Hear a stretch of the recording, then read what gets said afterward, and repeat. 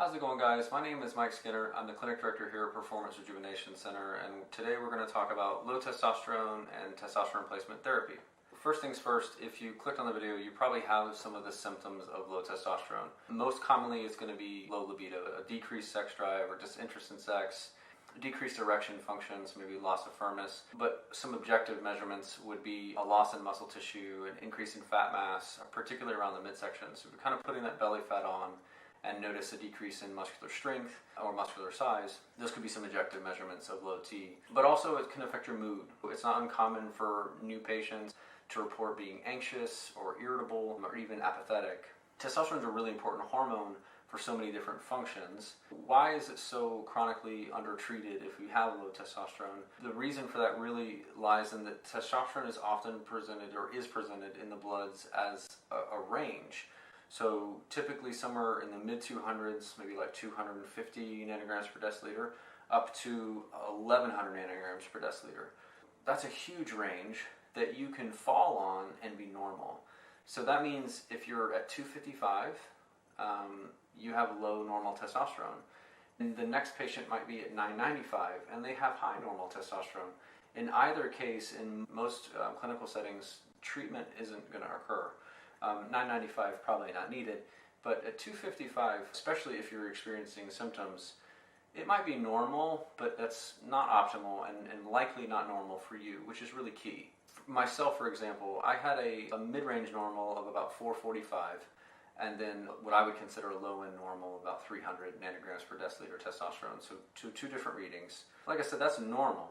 That's not normal for me. I competed in bodybuilding for a long time in my early 20s, and I'm in a place now where my recovery is not as good, my sex drive is decreased, and absolutely lost the desire to exercise, which is weird for me because for 4 to 6 days a week for about 18 years, I trained consistently.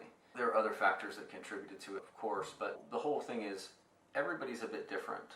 And in testosterone, there's no magic number that says, below X equals low. Low for you and suboptimal for you matters, and that's going to be dependent on the symptoms you're experiencing, how you feel, and how you used to feel. And so that's the gauge, right? Where most people notice a decrease in their normal ability, whether that be focusing at work, whether that be recovery from exercise or desire to exercise, whether that be their interest in sex and their ability to achieve erections that they used to.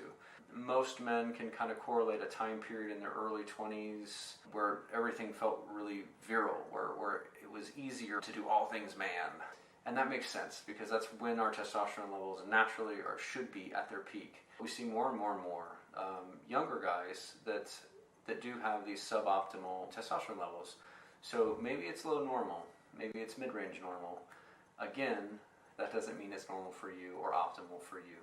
So if you have symptoms of low testosterone, get yourself some blood work and talk to a physician that understands these symptoms and has experience in treating testosterone issues. You should see an improvement in the symptoms that you're experiencing.